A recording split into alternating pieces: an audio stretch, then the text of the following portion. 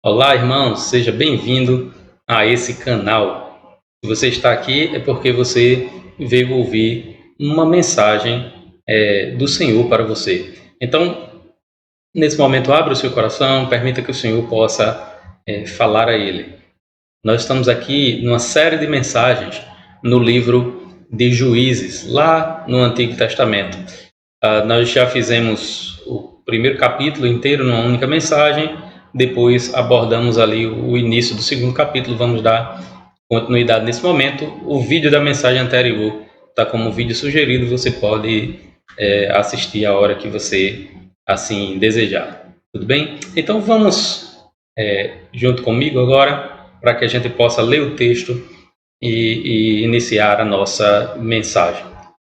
Abra sua Bíblia no livro de Juízes, capítulo 2, versículos de 6 a 19. Se você não tiver com a Bíblia na mão, o texto vai estar passando aí na sua tela também, você pode acompanhar. Juízes, capítulo 2, versículos de 6 a 19, diz o seguinte: Depois que Josué despediu o povo, os israelitas saíram para ocupar a terra, cada um para sua herança. O povo cultuou o Senhor durante toda a vida de Josué e dos anciãos que sobreviveram a ele, e que haviam visto os grandes feitos que o Senhor havia realizado em favor de Israel.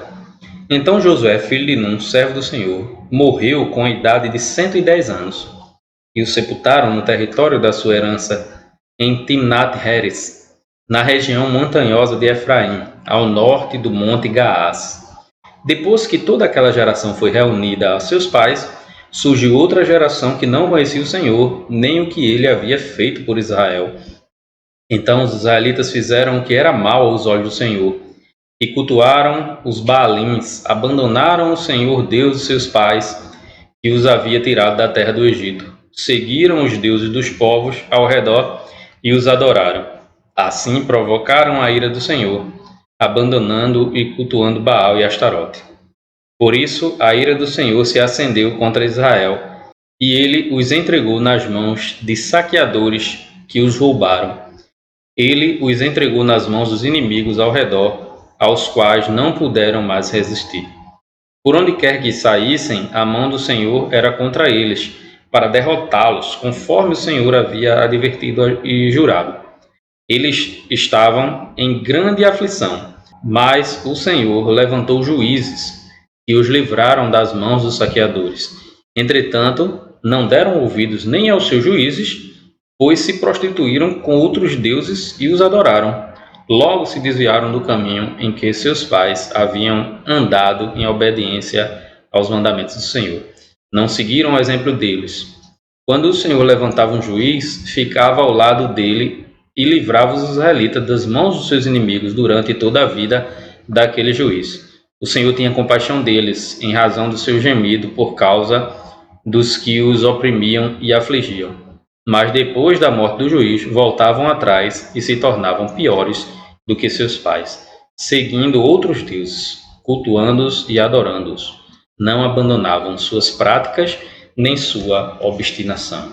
Amém? Vamos orar? Pai, em nome de Jesus, que a Tua palavra possa ser usada para transformar as nossas vidas, a minha vida e a vida de quem estará ouvindo essa mensagem.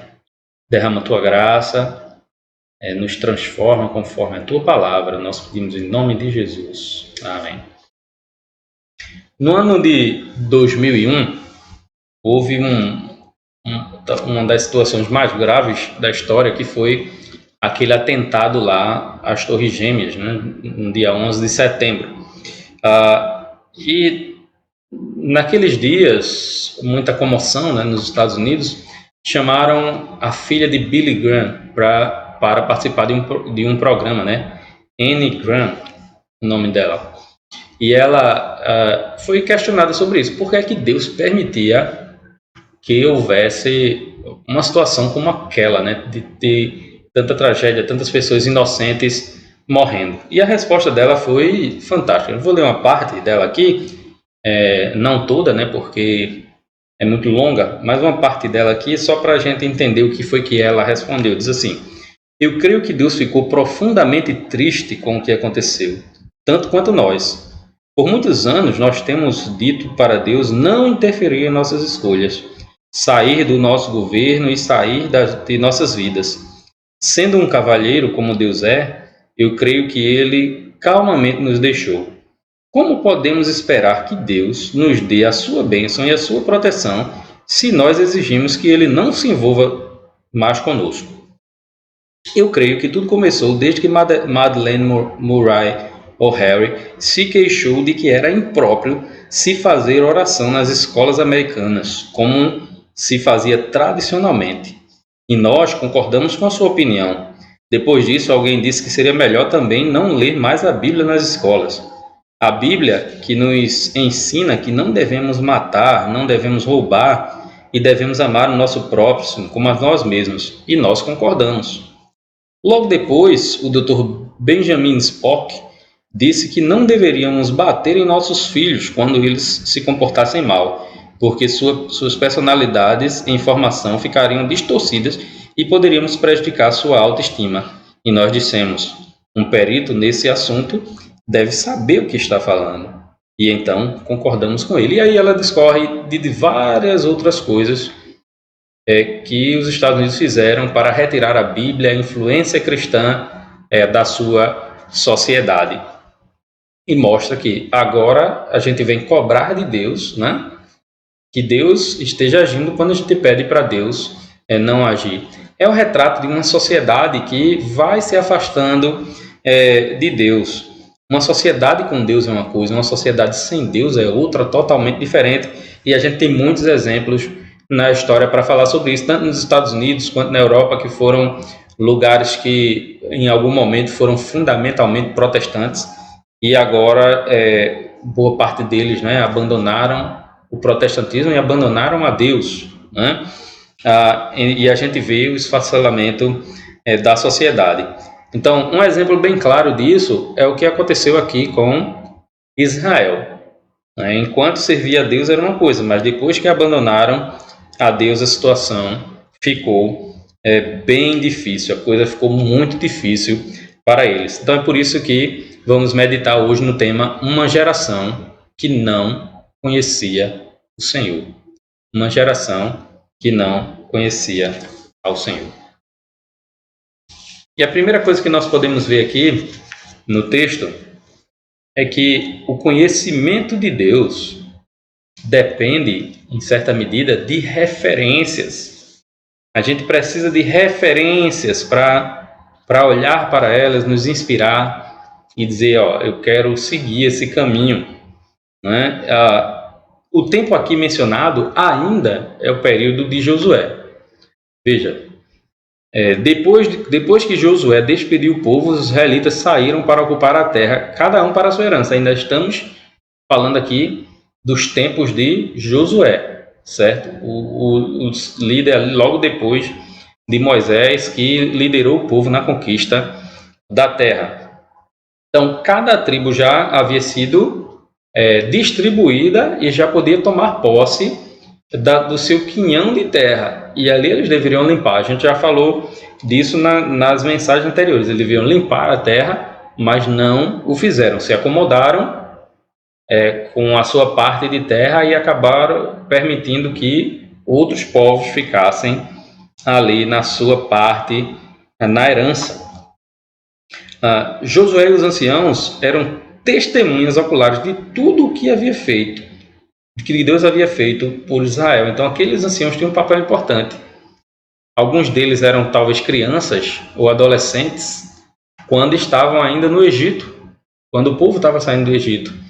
Então as pessoas de 20 anos para cima morreram lá no deserto, mas as crianças não, as crianças permaneceram. Então muitos deles eram crianças ainda lá, quando estavam ainda no Egito, viram as pragas, viram a abertura do mar, viram muitos milagres que aconteceram ali no deserto, viram a construção do tabernáculo, viram Moisés com o rosto brilhando pela glória de Deus. Então eles viram muita coisa, testemunharam muita coisa, e eles poderiam falar do que tinham visto e das coisas que tinham passado e das experiências com Deus ali nos 40 anos no deserto. Desde a saída do Egito, aos 40 anos no deserto, é aquela parte ali da conquista da terra. Então, existiam testemunhas oculares que falavam sobre isso, que mostravam o que Deus havia feito, né? Versículo 7 diz: o povo cultuou o Senhor durante toda a vida de Josué, e dos anciãos sobreviveram, e que sobreviveram a ele, e que haviam visto os grandes feitos do Senhor, que o Senhor havia realizado em favor de Israel. Veja, eles estavam lá, eles testemunharam. Então, enquanto eles estavam lá e estavam testemunhando, o povo estava o quê? Cultuando a Deus, fazendo culto ao Senhor, servindo ao Senhor. Pessoas que não haviam testemunhado os fatos, que nasceram no deserto ou nasceram já além na terra de Canaã, essas pessoas ouviam esses testemunhos através dos seus líderes, né? Dos seus líderes que haviam testemunhado os fatos. Agora, o problema é o seguinte: uma hora esses anciãos tinham que morrer. Vai passando o tempo, vai passando os anos, e uma hora eles tinham que morrer. E aqui há o relato, né, da morte de Josué. Versículo 8. Então Josué, filho de Num, servo do Senhor, morreu com a idade de 110 anos, e o sepultaram no território da sua herança, em Timnat-Heres, na região montanhosa de Efraim, ao norte de Gaás. Então, aqui está relatada a morte de Josué, mas na medida que o tempo vai passando, os outros anciãos também vão morrendo. Aquelas pessoas que foram testemunhas oculares de tudo que tinha acontecido, agora não estão mais lá. A gente precisa entender que, sem referência, a tendência é que o povo se desvie. Sem boas referências, essa é uma tendência que acontece quando você começa a perder as referências. A tendência é que haja um desvio. E aqueles anciãos, quando começaram a morrer, como não houve substitutos para eles, o povo acabou se desviando. Isso se parece muito, né, com a nossa realidade atual. Nós hoje estamos ficando cada vez mais sem referências, tanto na igreja quanto na sociedade. Nós estamos perdendo os grandes líderes, estão ficando velhos, morrendo, e a gente não vê grandes nomes se despontando para servir como referência. É óbvio que você vai encontrar uma situação ou outra, pessoas importantes, não estou negando que exista, mas cada vez mais nós temos menos referências. Isso é na sociedade também. A gente reflete isso nas eleições, né? A gente tem muita dificuldade de achar um candidato porque as referências são péssimas, Então a sociedade e a igreja têm refletido isso, né? E uma vez que a gente perde a referência, a tendência é nos desviarmos do caminho certo. Por isso que a gente precisa ficar atento e olhar para a nossa maior referência, que é o Senhor e a sua palavra, né? Obviamente essa é a maior referência, porém é importante que a gente também tenha referências que a gente se espelhe nelas, porque a gente consegue enxergar que a verdade do Evangelho funciona de fato. Não é uma exaltação ao homem, mas eu estou exaltando a palavra, mas o próprio Deus sempre coloca pessoas como referenciais, e isso é importante. A segunda coisa, além de que o conhecimento de Deus depende de referências, também a falta de referências ofusca o conhecimento de Deus. Se por um lado as referências nos aclaram, ajudam a enxergar melhor o conhecimento sobre Deus, a falta de referência ofusca. A gente acaba perdendo de vista o conhecimento de Deus. Versículos 10 a 13. Depois que toda aquela geração foi reunida aos seus pais, surgiu outra geração que não conhecia o Senhor, nem o que ele havia feito por Israel. Então os israelitas fizeram o que era mal aos olhos do Senhor e cultuaram a Baalins. Abandonaram o Senhor, Deus de seus pais, que os haviam tirado da terra do Egito, seguiram os deuses dos povos ao redor e os adoraram. Assim provocaram a ira do Senhor, abandonando e cultuando Baal e Astarote. A geração de Josué, ela falhou no ensino da geração seguinte. Lá em Deuteronômio capítulo 6, no chamado Shema, né?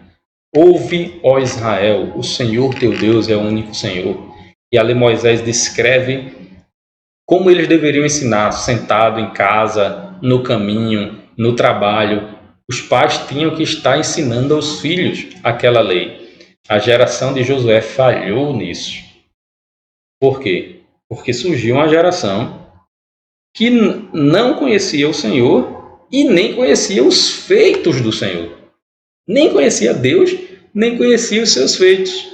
Isso não quer dizer que eles não sabiam da história, mas é como se eles não levassem em consideração aquela história na vida deles. Então eles acabaram ali levantando-se aquela geração, e isso foi uma tragédia, porque a partir dali Israel entra no momento talvez mais obscuro de sua história, quando eles estiveram cometendo os piores pecados, as maiores atrocidades, porque não conheciam a Deus e nem os seus feitos. Sem referencial em Israel, eles olharam ao redor e imitaram os povos daquela terra na sua idolatria. Então, depois que, diz o texto, depois que aquela geração foi reunida, depois que não só Josué, como falou no versículo 9, mas também os outros anciãos foram reunidos ao Senhor, o povo acabou esquecendo de Deus, Aquela geração que não conhecia o Senhor, nem o que ele havia feito. Aí o versículo 11 diz: então os israelitas fizeram o que era mau aos olhos do Senhor e cultuaram os Baalins, abandonaram o Senhor, Deus de seus pais, que os havia tirado da terra do Egito, seguindo os deuses dos povos ao redor, e os adoraram. Então, o povo abandonou a Deus. Por quê? Perdeu a referência. Aí o que é que ele faz? Ele começa a olhar ao redor. E olhando ao redor, quem é que eles encontram? Os cananeus, que não tinham sido expulsos. Eles começam a olhar para os cananeus, começam a olhar para o que eles faziam e começam a imitá-los. É interessante que na época de Samuel aconteceu uma coisa parecida. Samuel estava velho, quase chegando numa época que a qualquer momento ele poderia morrer, e os filhos de Samuel eram completamente tortos, assim, eles eram sacerdotes, mas não obedeciam ao Senhor. Eram ímpios, na realidade eles eram ímpios. E aí o povo viu que Samuel era uma grande referência, mas estava perdendo aquela referência e ia ficar sem referência. O que foi que eles fizeram? Olharam ao redor e disseram: nós queremos um rei como as outras nações. Então pediram para imitar as nações. E aqui aparece uma coisa semelhante, só que eles não pedem, Aqui eles olham ao redor, porque eles perderam o referencial, eles não conheciam o Senhor, e agora olham ao redor e imitam os povos pagãos que estavam ao seu lado. E isso, lógico, provocou a ira de Deus, que é diferente da nossa. A ira de Deus não é feita nossa, a ira de Deus é uma ira santa. Ele se ira contra o pecado. Ele se ira quando a pessoa está se lançando numa vida pecaminosa, abrindo mão da vida com Deus, daquilo que Deus oferece de melhor. Então, eles começam a adorar ali alguns deuses, e é colocado aqui como referência Baal e Astarote, que é referência para os diversos deuses. Inclusive, a gente encontra na Bíblia uma referência aos Baalins. Quando fala de Baalins, é justamente os diversos deuses ali que eram chamados de Baal, E Astarote na cultura era a esposa, e às vezes a filha desse Baal, que era um deus da fertilidade. Então, nesse sentido aqui é mais uma referência sobre os diversos deuses, que eles estavam adorando. Ora, quando Deus não é a referência, outros deuses vão ser. Mesmo um ateu, ele tem uma referência divina, no caso, idólatra, Quando ele idolatra a sua felicidade, quando ele idolatra o dinheiro, quando ele idolatra qualquer outra coisa. Mas quando Deus não é referência, outros deuses vão ser a referência. Nós precisamos ter cuidado para entendermos qual tem sido a nossa referência hoje. Em qual referência nós temos caminhado. porque mesmo dentro da igreja não garante que a nossa referência seja a Cristo. Terceira e última coisa, a perda do referencial trouxe um preço caro para os israelitas. Os versículos 14 ao 19 nós podemos entender isso. Diz assim: por isso a ira do Senhor se acendeu contra Israel e ele os entregou nas mãos dos saqueadores que os roubaram. Ele os entregou nas mãos dos inimigos ao redor, aos quais não puderam mais resistir. Por onde quer que saíssem, a mão do Senhor era contra eles, para derrotá-los, conforme o Senhor havia advertido e jurado. E eles estavam em grande aflição, mas o Senhor levantou juízes e os livraram das mãos dos saqueadores. Entretanto, não deram ouvidos nem aos seus juízes, pois se prostituíram com outros deuses e os adoraram. Logo se desviaram do caminho em que seus pais haviam andado, em obediência aos mandamentos do Senhor. Não seguiram o exemplo deles. Quando o Senhor levantava um juiz, ficava ao lado dele e livrava os israelitas das mãos dos inimigos. Durante toda a vida daquele juiz, o Senhor tinha compaixão deles em razão do seu gemido por causa dos que os oprimiam e afligiam.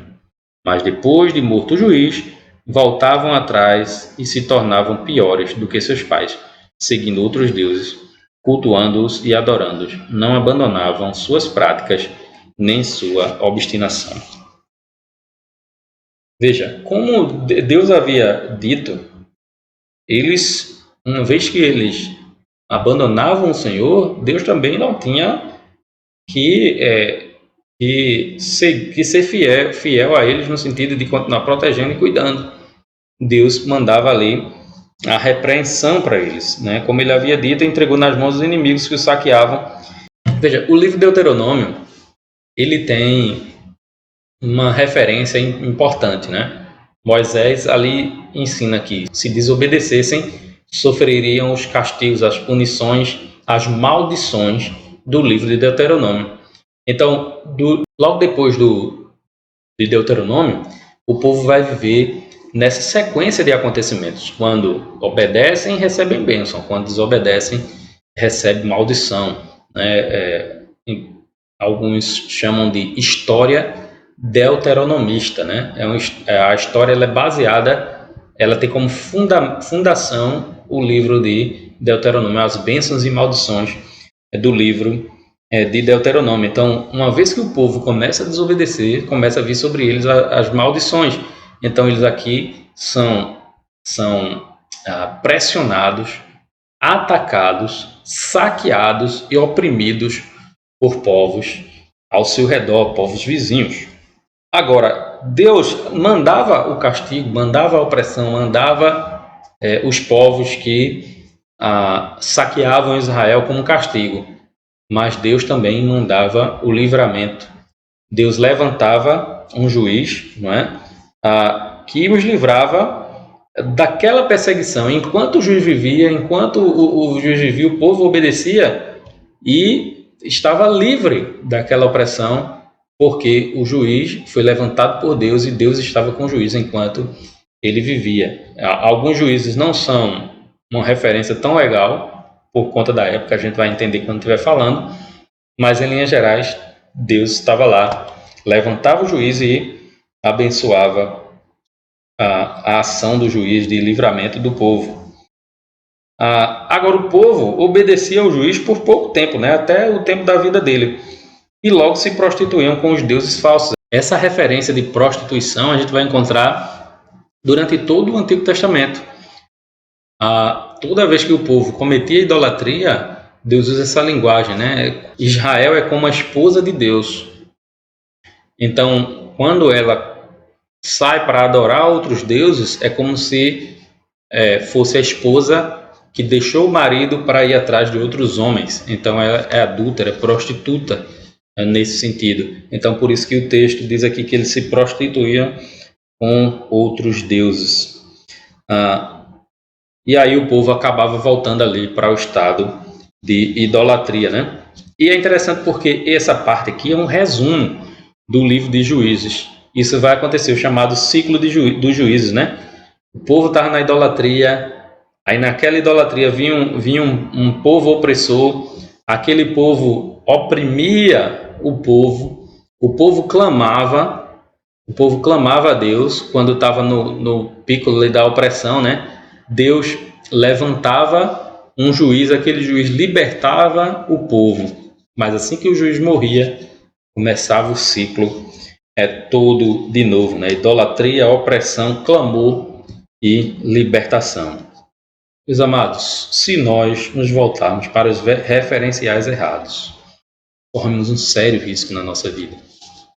Temos que olhar, em primeiro lugar, para Jesus, o autor e consumador da nossa fé, mas temos que colocar também como alvo referenciais, pessoas que realmente servem ao Senhor.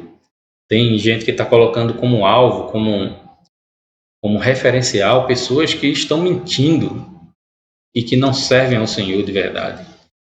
Tem outras que estão colocando como alvo crentes, né, que colocam como alvo políticos, por exemplo.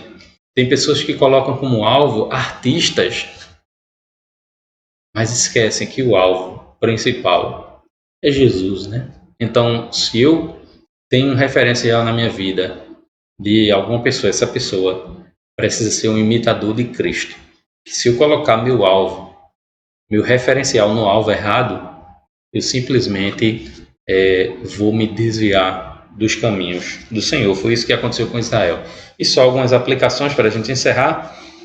Eu preciso de bons referenciais para a minha vida, que com o seu exemplo me ajude a aproximar de Deus, bem como preciso ser esse referencial para outras pessoas. Então, como eu disse, se a gente tem referenciais, esses referenciais precisam ser semelhantes a Cristo.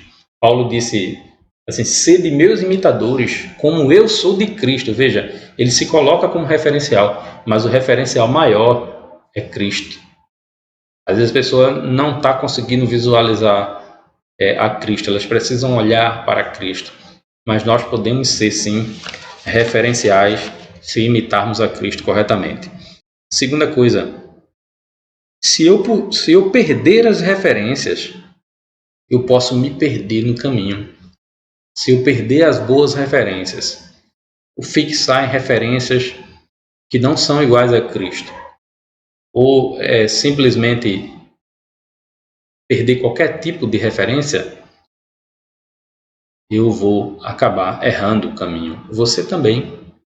Então, cuide dos referenciais. Quem é o seu referencial? E por fim, a perda da referência me fará pecar contra Deus e terei que pagar um preço muito alto por isso. Nós não precisamos pagar esse preço alto. Nós só precisamos buscar as referências corretas, pessoas que realmente servem ao Senhor de verdade. Essas são as nossas referências. Pessoas que podem dizer, me imitem como eu imito a Cristo. Né? Não é perfeição, a gente não está procurando perfeição, mas pessoas que têm o coração voltado para o Senhor. Amém? Que Deus possa te abençoar, Deus possa me abençoar, que nós possamos estar firmes na principal referência, né? Jesus, o autor e consumador da nossa fé. Amém? Vamos orar e pedir que o Senhor faça isso por nós. Pai, nós queremos louvar o Teu santo nome pela Tua palavra. Nos ajuda, Senhor, a olhar para bons referenciais. Referenciais de pessoas que servem ao Senhor de verdade. Sabemos que não seremos perfeitos nesse mundo, mas queremos estar seguindo pessoas que estão seguindo ao Senhor. Obviamente, queremos olhar para o Senhor, que é a nossa maior referência. Não podemos perder isso de vista. Nos ajuda, Senhor, a sermos referência para outras pessoas, para ajudá-las no caminho em que devem andar e não para que ajudamos a distanciar do Senhor de forma nenhuma. Nos dá a Tua direção, nos guia, nós pedimos em nome de Jesus. Amém. Deus abençoe a todos e até a próxima mensagem, se Deus quiser.